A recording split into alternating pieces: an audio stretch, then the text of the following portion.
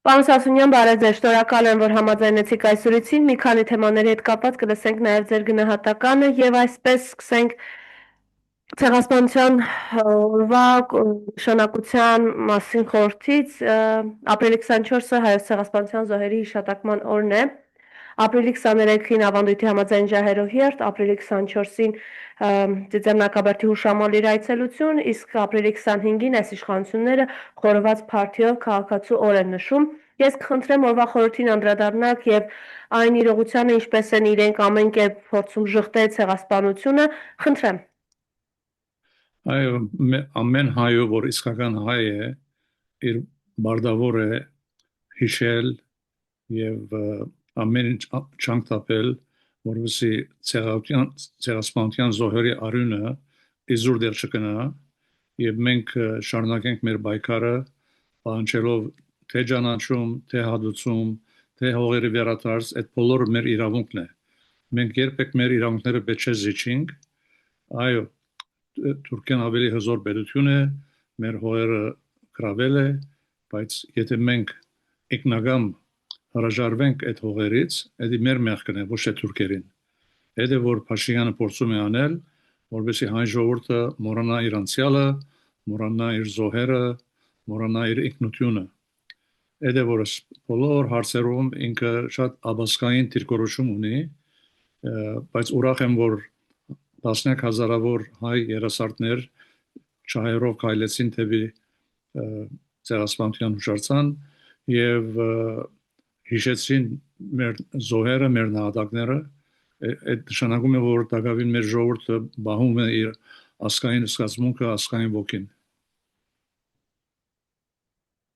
Իրենք անգամ իր, այսպես ասենք, ուղերձում Նիկոլ Փաշինյանը ցեղասպանություն չի կիրառում, չի օգտագործում, դրան զուգահեռ օրինակ Ռուսաստանի նախագահն է խոսում ցեղասպանությունը նշելով, շեշտելով։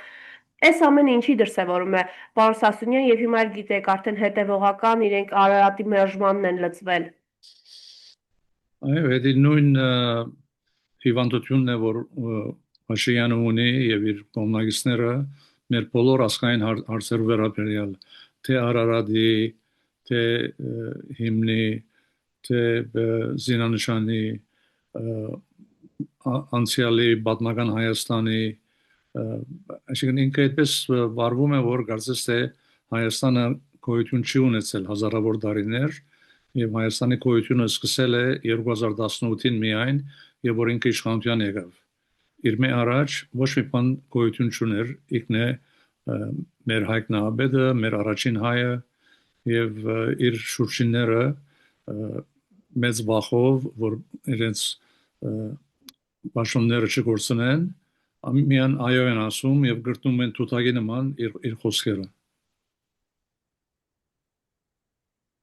Նպատակը այսպես, հա, որ իրենք մեզ համոզում են, որ ցեղասպանությունը պետք է մոռանալ,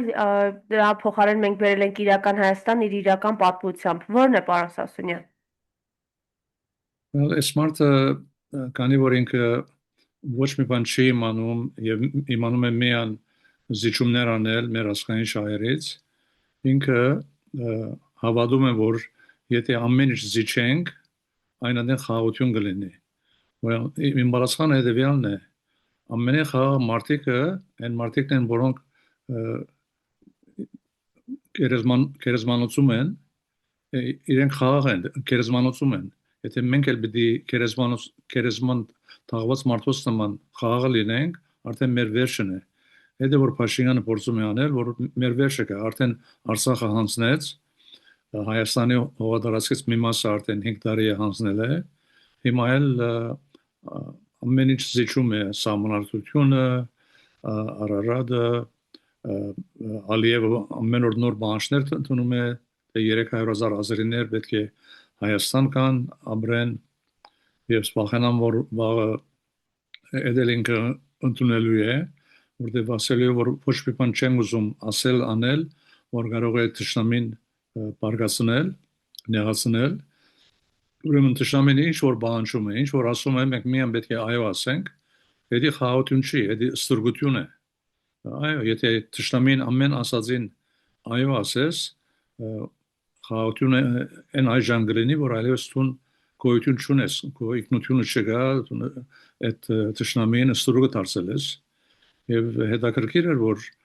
ապրիլ 24-ի իր ուղերձի մեջ Փաշինյանը լրիվ անկապ մի բան ասեց, բայց կարծեմ այդտեղ էլ թակուն մի նպատակ ուներ այդ ասելով ինքը ասեց որ Հայաստանի բնակչությունը շատ ավելի փոքր է քան ինչ որ կարելի է լինել մի հարց որ ոչ մի կապ ունի ապրիլ 24-ի ուղերձի հետ բայց կարծեմ ինքը այդ խոսքերը ասելով դիտումնավոր հող է պատրաստում որովհետեւ ասելով որ Հայաստանը շատ լայնածավալ հողատարածք ունի միլիոնավոր ժողովուրդ կարող են ապրել այդտեղ ինչ կլինի եթե 300,000 ազերիկան եւ ապրեն որտեղ մենք շատ ամայի հողեր ունենք թողան ապրեն այդտեղ կարծեմ այդ է իր նպատակը Պարոն Սասունյան, այդ քաղաքացու օրը այդ դա նշելու այդ խորոված փարթին է, մենք տեսանք այդտեղ հա քաղաքացիները իրապես այն 3 միլիոն վարչապետերի մի մասը գնացել էին հույսով, որ անվճար ինչ-որ մի բան կուտեն եւ այդտեղ էլ իրենց հիասթափությանը առերեսվեցին, սա ինչի դրսևորում է։ Նախ եւ առաջ իսկապես մեր ասկեն ամոթն է Փաշինյանի մեծ ամոթն է որ ապրիլի 25-ին ապրիլի 24-ի հաջորդ օրը այսպեսի մեծ քեֆ է սարքում եւ 1024 ժամ անցած մոռանում ենք թե ցեղասպանությունը, թե մեր զոհերը, թե մեր բանջարդիրությունը։ Ուրեմն փոքր տարիքից ես լսել եմ իմ մեծերից, որ ընդհանրապես ցեղասպանության նշումը միայն մեկ օր չէ դարին ապրիլ 24-ը, այլ ամբողջ ապրիլ ամիսը։ Այդ ապրիլ ամսուն տասկին ոչ մի խրախշանք չի լինելու, ոչ մի հարսանիք չի լինելու, Բեչե մարդիկ նստեն եւ լացեն, բայց պետք է որ հարկեն հիշադակը եւ այդպեսի արդարոց հրժվանքի մոմենտներ չստեղծեն։ Ուրեմն ապրիլ 25-ին այդ քեֆ անելը շատ սխալ է եւ ես նույնիսկ չեմ իմանում թե ինչի համար է որ Պետությունը որոշել է որ ապրիլ 25-ը պետք է լինի քաղաքացու օրը, ինչի համար ապրիլ 25-ը եւ ոչ թե մայիս 25-ը, սեպտեմբեր 25-ը, նոյեմբեր 25-ը, դա ես չեմ իմանում, բայց եւ ես ավելի վադը նախադեսում եմ, որ քանի որ իրենք այդպես որոշել են որ ապրիլ ամսու վերջին ուրբաթը լինի քաղաքացու օրը, այդպես է օրենքը ուրեմն լինելու է մի տարի, որ ապրիլ 24-ը լինելու է ուրբաթ օրը, ապրիլի վերջին ուրբաթը, որ նույն օրն է, որ քաղաքացի օրն է, եւ եթե Փաշինյանը նման վարվելագեր բշարունակե, ես չեմ զարմանա, մեծ ցավ եմ զգալու, որ ապրիլ 24-ին հրավիրելու է մարդոց, որ քեֆ անեն եւ կեբաբ ուտեն նույն օրը որտեղ նույն օրը լինելու է թե քաղաքացի օրը եւ թե ցեղասպանության դարեցարցը Այդպես հա նաև իր այսպես ասենք հա վարչապետերին չկերտավոր թողնելով անորոշության մեջ հիասթափեցնելով սրա հետ կապված ինչ կասեք այո ինքը կամած ժողովրդին սրսկում է այդ թույնը որ մոռանան իրենց ասկային ոգին, իրենց անցյալը, իրենց եկնությունը եւ համագերբվեն թշնամիի բանջարներին եւ ժողովրդին խապելով որ եթե մենք թշնամիի բանջարները անենք մեզ խաղ կթողնեն մեզ խաղ չեն թողնելու դեսնում եք թե Ալիևը ինչ է ասում հաջող եթե ոչ ամեն օր թշնամական, արամանական, վիրավորական խոսքեր հայերի հանդեպ եւ եթե ամեն ինչ զիջես այլևս խաղաղություն չի լինելու որտեղ արդեն դու գոյություն չես ունենալու արդեն նույնիսկ վերջին ամիսներին Ալիևը չի ասում Հայաստանի Հանրապետություն ասում է Արևմտյան Ադրբեջան ուրեմն Հայաստան գոյություն չունի արդեն իր մտքի մեջը եւ Փաշինյանը մեծ ուրախությամբ իր համացայն գնում է այդ հարցով եւ այսինքն այդպիսի դժվարություն ստեղծվում է որ Ալիևը նստել է Երևան վարչապետի աթոռի վրա եթե իսկապես Ալիևը նստեր այդ աթոռի վրա շատ դարբեր բան չէր որոշելու, ինչ որ Փաշինյանը որոշում է։ Այսին բոլոր հարցերում արդեն ինքը Ալիևին դիրքորոշում ունի, Ալիևին ասածները անում է, այսին արդեն Հայաստանի ղեկավարությունը արդեն ենթակա է մեր թշնամի Ադրբեջանին։ Տեսեք, այս ընթացքում նաև մենք տեսնում ենք, որ Ադրբեջանը հետևողական ոչնչացնում է Արցախում հայկական հետքը, եկեղեցիները հիմնահատակ քանդում եւ օրինակ այս իշխանության ներկայացուցիչներից Արսեն Թորոսյանը հարցազրույցի ժամանակ հարցնում է Ադրբեջանի ինքնիշխան տարածքն է, ըստ էության ինչ ուզում անում են։ Խնդրեմ այս մասով ձեր տեսակետը, սա ինչի դրսևորում է։ Այո, այսի շարունակությունն է այդ բոլոր հարցերի մեջ իրենց աբասկային դիրքորոշումը, որովհետև իրենք ոչ մի ասես ասկային հբարդություն չունեն, իրենք միան ստրուկն են դարձել Ալիևին եւ Ալիևը ինչ որ անի, ոչ միան չեն անում մի բան, որ հագաստեն, այլ նույնիսկ չեն համարձակվում մի բան ասել, չեն համարձակվում երկու խոսք ասել, երբ որ Ալիևը գործանում է մեր պատմական հուշագոտողները, եկեղեցիները, ոչ մի խոսք չկա, ոչ Արսեն Թորոսյանից, Արսեն Թորոսյանը բարձրապես Փաշինյանի թութակն է, ինքը գրտնում է, ինչ որ Փաշինյանը ասում։ Մի քանի օր առաջ Փաշինյանը նույն բանը ինքը ասեց, որ չէ, ես չեմ ուզում մի բան ասել, եթե մի բան ասենք, դա խնդիր գարուցի Ադրբեջանի հետ, մենք չենք ուզում, որ խնդիր ունենանք մեր հարևան երկրի հետ, ուզում ենք խաղաղ ապրել եւ այլն, այսի նույնը զիջողական, բարդողական, եթե որ 2020-ի պատերազմի ավարտին, երբ որ ճաշահիշ բարդություն գրեցինք, ես այդ ժամանակ է որ ասեցի, որ Փաշինյանը չի կարող շարունակել մնալ վարչապետի աթոռի վրա, որտեղ ինքը որպես ցախող եւ բարդված Հայաստանի ղեկավար հոգեպես ընկճված է եւ չի կարող ոչ մի խիզախ որոշում առնելու պաշտպանելու Հայաստանի հայրենիքի շահերը 2020-ի նոյեմբերի 10-ին ասեցի այս բանը եւ շարունակում եմ ասել նույն բանը որտեղ այս մարդը պետք չէ շարունակի մնալ վարչապետի աթոռի վրա պետք է արդեն 6 տարի առաջ դուրս գար այդ աթոռից իրեն փոխարիներ մի ուժեղ հզոր ասկայնասեր մի հայ որ կարողանար ճիշտ ցավով ղեկավարել երկիրը եւ ոչ թե այդտեղ շարունակե մնալ Փաշինյանը բարդված հոգեպես ճնշված եւ գործանված եւ այդ է բաժարը որ բոլոր հարցերում Սամանյան հարցով Արարատի հարցով Արցախի հարցով մեր եկեղեցիների քանդումի հարցով բոլոր հարցերում նույն դիրքորոշում ունի բարդավական եւ զիջողական իսկ վերջին մեկ տարվա մեջ բայկարում է քիշեր ցերեկ Հայաստանից արաքելական եկեղեցու դեմ արդեն բազմաթիվ arczepiskoposներ ցերպակալել է անամոթաբար եւ փանդարգել է նաեւ բարոն Սամվելյանին բարոն Արաքելություն Սամվել Կարապետյանին Նորություն Սամվել Ղարաբեդյանին եւ վերջին օրերին էլ տեսնում ենք որ ով որ համարսակվի մի իրետ համացան չլինի ցերպակալում է արդեն մի 50 հոգի ցերպակալվել է վերջին օրերին այդ Ղարաբեդյանի գոմնագիստներեն ուրեմն այս մարդը փորձում է որ մինչեւ հունիսի 7-ը ամբողջ տաշտը քաղաքական տաշտը մակրակորձե իր հագարագործներից առանց որ նրանք ոչ մի սխալ բան անեն, ոչ մի ոչինչ գործեն, որովհետեւ ինքը շատ սահուն, հեզասահ վերընտրվի առանց ովևէ թիմատրության։ Եվ արդեն դեսանք ինչ արեց 2021-ի ընտրությունների հետո այն քաղաքներում օրինակ Վանաձորը, որ հագարագործ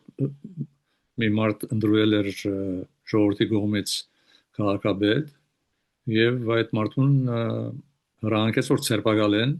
ինչ որ գերզ մի ամբաստանությամբ եւ այսպես շարունակ հիմա եթե ասված մի առասե հունիսի 7-ին իր գուսակցությունը նորից շահի մեծամասնություն ասկային ժողովի եւ իրեն նշանակեն վարչապետ հիմա հունիս 7-ից հետո շատ ավելի վատ բաներ է անում մեր անելու է մեր ասկի թեմ օրինակի համար մի ասեմ մի քանի բաներ որ հուսամ չի պատահի բայց իմանալով Փաշինյանի նկարակիրը ոչ միայն պատահելու է այլ շատ ավելի վատ բաներ է անելու որ մտքի չի անցնում հիմա բայց դամսես երկու օրինակ մեկը είναι որ հունիս 7-ից հետո ցերպակալելու է ամենան հայոց կաթողիկոսին բանդարգելու է եւ անշուշտ հնարելու է մի գերց պաստարկ որ ինչ որ տրամա լվացումի մեջ հարցեր կան, փաստեր կան եւ այլն, որ գերզիկ է եւ նաեւ արկելելու է, փակելու է զանազան կուսակցություններ ես վախենամ նույնիսկ որ նախքան ընտրությունները որոշ կուսակցություններին արկել է որ մասնակցեն կուսակցության բայց եթե վաղը վերընտրվի ավելի ինքնավստահ ցավով ամեն ինչ անելու է որովհետեւ ինքը մի անձնյա ղեկավար է, դիկտատոր է եւ ինքը ոչ օրենք հարկում է, ոչ սահմանադրություն, ոչ ասկային ավանդություն, ոչ ամոթ, ամեն ինչ անում է եւ իր շուրշի ոչխարները գույրորեն հետևում են, որտեղ ինչի համար, որտեղ իրենք պաշտոններ ունեն եւ բարգեւավճարներ ստանում են մեծ գումարներով ամեն ամիս եւ նաեւ ժամանակ առ ժամանակ ստանում են հadoop կոնտրակտներ պայմանագրեր որոնք պետք է մրցույթով լինեն բայց անդեսում են մրցույթի օրենքի բանջը որոնք իր հետևորդները քանի որ իրենք անձնական շահ ունեն ոչ թե ասկային շահ բայց կրբանի շահ ունեն իրենք երբեք չեն բաց թողնելու իրենց ղեկավարին որտեղ իրենք օգտվում են եթե ղեկավարը չլինի իրենք այդ բոլոր եկամուտներից զրկվելու են եւ այս հունիս 7-ի ընտրությունները ամբողջ հայության համար շատ կարևոր մի թվական է բայց Փաշինյանի համար միան կարևոր թվական չէ միան ընտրվելու արիչերն համար ինքը շատ լավ իմանում է որ հունիս 7-ին եթե իր գուսակցությունը բարդություն գրի ինքը ցերպակալվելու է, բանդարգվելու է, բաժվելու է այդ հայրորավոր օրենքների խախտումների համար։ Ուրեմն իր համար այս ընտրությունները ոչ թե ասկի համար, իր անձնական անձին համար մահու գնաց հարց է։ Իմանում է որ պիտի փանդ կնա, եթե գործունի այս ընտրությունները։ Հետևաբար ինքը անելու է ամեն ինչ, օրինավոր, աբորինի, խախտելով ամեն ինչ, գաշարքներով դեսնում ենք ինչեր է անում արդեն եւ որովհետեւ չլինի որ բարդվի ինքը ամեն միջոցների թիմելու է որովհետեւ չլինի որ բարդվի եւ բաժվի Տեսեք, խոսեցիք իհարկե, ես ուզում եի հարցնել հունիսի 7-ի մասին։ Այս պարագայում մեր ընդդիմությունը իրապես ինչ անելիք ունի եւ այո, անընդհատ ժողովրդին պետք է ասել, որ յուրաքանչյուրի ձայնը կարեւոր է, պետք է գնալ ընտրության, որովհետեւ այս փորձություններին զուգահեռ իրապես Հայաստանի մնալ չմնալու հարցն է դրված սեղանին այլևս։ Այո, ուրեմն ինչ վերաբերում է ուզում եմ մի քիչ ավելի համաբարձր խոսել ընտրությունների մասին, ուրեմն սկսենք Փաշինյանից։ Փաշինյանը իր աբորինի քայլերից անտին, որ անում է, նաև ինքը օգտագործում է պետության բոլոր ռեսուրսները, որպես վարչապետ, եւ թե ոստիկանները, թե պաշտոնյաները, թե pedagogan büdjen ամեն ինչ իր դրամատիան դակ է եւ քանի որ ասկային ժողովի մեծամասնություն ունի դեսանք վերջերս ընդրության օրենքները փոխեց նույնիսկ սպառնում էր ասկային ժողովում որ որոշ կուսակցություններ չեն ընդրվելու հունիսի 7-ին ցերինք արդեն որոշել է թե ում պիտի ընդրվի ով չպիտի ընդրվի Ավելին ինքը ինչ է ասում, քանի որ ձեզ հետ պարզ ասում ներողություն եմ խնդրում ռեպլիկի կարգով առիթ չենք ունեցել խոսելու։ Ինքը ավելին այն մարդկանց ովքեր պետք է իրեն ձայն չտա շուն ու շանգալ է նաև անվանում։ Այո, ինչ որ չափազանց վիրավորական խոսքեր են ժողովրդի հանդեպ եւ որ այս մարդը նոր պաշտոն է եկավ, անընդհատ խոսում էր մի խոսույթ, որ ասում էր հբարտ քաղաքացիներ Հայաստանի, ուրեմն հիմա այդ հբարտ քաղաքացիները այլևս շան նման են եւ եթե մի բան ասեն, ուրեմն հաճում են եւ ոչ թե գարձիկ են հայտնում եւ ուրեմն ընտրություններուն վերադառնալով Փաշինյանը իր կողմից բոլոր pedagogan ռեսուրսները, բոլոր բյուջեի կարողությունները օգտագործելու է, որպես իր պաշտոնի վրա մնա։ Օպոզիցիան այդ առավելությունը չունի այդ ռեսուրսներին։ Հիմնականում օպոզիցիային այստեղ մի քանի լուրջ հարցեր կան եւ մի քանի առաջարկներ ես ունեմ։ Ուրեմն օպոզիցիան դժբախտաբար չկարողացավ մեծ համախմբում մգազմել, կոալիցիա մգազմել, որովհետեւ միասնապար գնան այս ընտրաբայկարին։ Ունենք մի քանի բավական մեծ խմբավորումներ եւ նաեւ ունենք կարծեմ եթե չեմ սխալվում մոտ 18 տարբեր գուսակցություններ եւ կարծեմ մեկ կոալիցիա կամ երկու կոալիցիա ուրեմն քանի որ Հայաստանի ընդրության օրենքը բանջում է որ այն գուսակցությունները որ ընդրության մասնակից են պետք է առնվազն 4%-ի շեմա անցնեն ուրեմն այդ բոլոր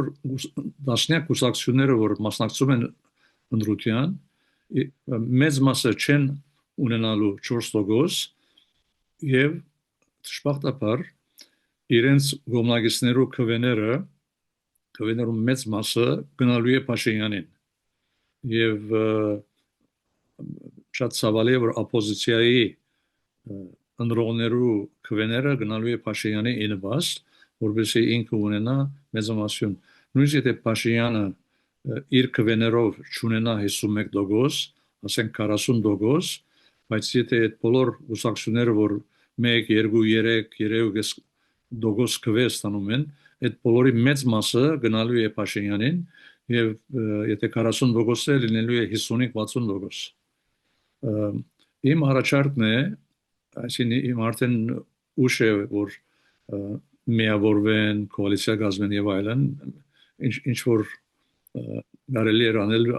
մեկ մասը արեցին, մեծ մասը չարեցին, բայց հիմա շատ ավելի կարևոր մի հարց կա, որ մենք ունենք 6 շաբաթ, այդ 6 շաբաթը պետք է լավս օգտագործե օպոզիցիան, որտեղ օպոզիցիան այստեղ մի կարևոր սխալ է անում։ Ամեն օր վիճում են, պայքարում են Փաշինյանի եւ իր հետևորդների թեմ, փորձելով ցույց տալ, թե Փաշինյանը որքան վատ ղեկավար է, փորձելով համոզել իր հետևորդներին, որ թողնեն Փաշինյանը եւ միանան օպոզիցիայի։ Այսի մի բան է, որ երբեք տեղի չի ունենալու, որտեղ իր հետևորդները իմանում են, որ իրենց քրբանի շահերը քերազանցում է իրենց ազգային շահերից։ Ուրեմն իրենք երբեք չեն թողնելու Փաշինյանին, օպոզիցիան վատնում է իր ռեսուրսները, իր ժամանակը, փորձելով համոզել Փաշինյանի հետևորդներին, որ փոխեն գողմը եւ անցնեն օպոզիցիայի գողմը։ Ուրեմն ինչ պետք է անի օպոզիցիան հետեւյալը պետք է անի։ Երբ որ հարցախույզեր են անում, ժողովրդի մոտավորապես 50% ասում են, որ ես չեմ գնալու քվեարկության։ Ուրեմն Փաշինյանի հետևորդներուն փորձելու համոզելու դեղ պետք է բոլոր այս օպոզիցիայի գուսակցությունները գնան թուր առ թուր մեկ-մեկ այդ 50%-ին համոզեն, որ ընդրության օրը քվեդա եւ մասնակցի քվեարկության, որ ամեն քաղաքացու բարդականությունն է եւ եթե նույնիսկ օպոզիցիան չկարողանա այդ 50%-ին քվեադուկ բերել, նույնիսկ եթե 10% բերե, 15% բերե, դա շատ մեծ թիվ է, քանի որ տեսնում ենք որ մի քանի դոգոսներով է որ Փաշինյանը հաղթելու է, ուրեմն 10-15%-ը այդ է որ բանալին է թե ով պիտի լինի նոր ղեկավարությունը Հայաստանի։ Ես այդ է որ առաջարկում եմ, որ օպոզիցիան սպաղվի այդ 50%-ով, որ չեն մասնակցելու քվեարկության։ Եվ պարոն Սասունյան, նաև այսպես հա մեր զրույցի վերջում կուզեմ նաև անդրադառնանք Իրան, Միացյալ Նահանգներ, Իսրայել իրավիճակը ինչպես կգնահատեք։ Այսի շատաբար մեծ փորձանք է աշխարհի գլխին եւ դակավին շարունակվում է ինչպես միշտ Տրամպը մեծ խոսում է, բայց իրականության մեջ ինչ որ ասում է հակառակն է անում, եւ որ պատերազմը սկսվեց, ինքը ասաց, որ մի քանի օր դեպելու է պատերազմը եւ 24 ժամ հետո ասաց, որ մենք առաջին օրվանից հաղթեցինք արդեն, բայց տեսնում ենք հավասիկ դարձին վեց շաբաթ եղավ եւ դակավի վերջը չի երևում որտեղ շատ դարբեր թիրքեր ունեն երկու կողմերը եւ 100,000-ավոր անմեղ Պարսկաստանի բնակիչներ եւ գոլֆի բնակիչներ զոհ են գնում իզուրդեղ եւ նույնիսկ ամերիկան որ հզոր երկիր է եւ ես ամերիկայում ապրում եմ ամեն ինչ չափազանց թանկացել է մանավանդ բենզինը գրեթե գրտնագի է քինը բենզինին բախտած մի ամիս առաջուց եւ ամեն մարդ թշկող է պատերազմից եւ ուզում եմ որ օր առաջ կանգնի որ ժողովուրդը կարողանա մի իրենց նորմալ կյանքը ապրեն եւ կարողանան իրենց գնումներ անել նորմալ քիներով մի բան որ Տրամպը հոստացել էր ընդրաբայքարի ամիսներին որ ինքը երբ որ նախագահ լինի շուգայի քիների արժեքը ընկնելու են շատ ցածր են լինելու բենզինի քիները ցածր են լինելու ժողովուրդը ուրախ եւ հարուստ կյանք է ունենալու այդ բոլորը գեղեցիկ էին բայց բան ժողովրդին խաբեց նույն բանը որ Փաշինյանը անում է Հայաստանի ժողովրդին Տրամպը անում է Ամերիկայի ժողովրդին եւ ընտրվեց հիմա որ ընտրվեց ամեն տեսակի խենթ ու խելար բաները ամեն օր հետևում եմ իր բոլոր հայտարարություններին մամլոասուլիսներին ելույթներին այսին անհավատալի խենթ ու խելար բաներ է ասում որ ոչ մի նորմալ մարդ այդպես չի կարող խոսալ հիմա շատերը սկսել են ասել որ այս մարդը խրվել է 80 տարեկան է եւ հոգեկան հիվանդ է պետք է ինչ-որ իրեն ուղղը ստուգեն եւ նաեւ Ամերիկայի մեջ համանության մեջ մի գետ կա 25-րդ հոդվածը որ ասում է որ եթե իշխող նախագահը իր խելքը գործնի իր նախարարների խումբը կարող են մի թուղթ ստուգել որ ցերպազատվեն նախագահից այդ մասին մա խոսում են անշուշտ մի այլ առիթ կա որ նոյեմբերին լինելու է կոնգրեսի եւ սենատի ընտրությունները եւ գրեթե ամեն մարդ համաձայն է որ այդ նոյեմբերի ընտրություններին դեմոկրատները որ հիմա փոքրամասնություն են թե սենատի մեջ եւ թե ներկայացական դամ մեջ իրենք լինելու են մեծամասնությունը եւ ամիջապես որ իրենք մեծամասնություն լինեն պիտի ունենան այդ ռեսուրսը որ քվեները որ կարողանան հակադրվել Տրամպին եւ նաեւ ամենակարևորը պիտի փորձեն impeachment անել չին բաշտոնազուրկ անել նախագահին հիմա սպասում ենք նոյեմբերի սկիզբը այդ ընտրության օրը Պարոն Սասունյան, եւ այսպես հա վերջին հարցը ազգ անդրադառնալ Աննա Հակոբյանի վերադարձին, թե Գիտեք, էսի շատ նուրբ հարց է, մի կողմից հարմար չեմ զգում, որ ինչ որ մի մարդու ընտանեկան կյանքին սեփական կյանքի հարցերի մեջ միջամուխ լինել այսին քանի որ ոչ Փաշինյանը ոչ էլ Աննա Հակոբյանը ժողովրդին չբացատրեցին թե ինչ է որ եղավ ինչի համար եղավ ինչու թողեց գնաց բացակայեց 1-2 ամիս հիմա ինչի համար ետ է եկել երբ եկել չեն բացահայտել ուրեմն ես չեմ իմանում չեմ ուզում բաներ ասել որ առանց իմանալու թե ինչ է պատճառը անշուշտ վերջապես հայ ընտանիք է որքան էլ մենք համացան չենք Բարշաբեդի հետ, չենք ուզում ովևէ բան բադահի ովևէ հայ ընտանիքի Բայց իրենք են հանրայնացրել իրենց ընտանեկան հարցերը Այո, իրենք Facebook-ով ամեն ինչ գրում են, ասում են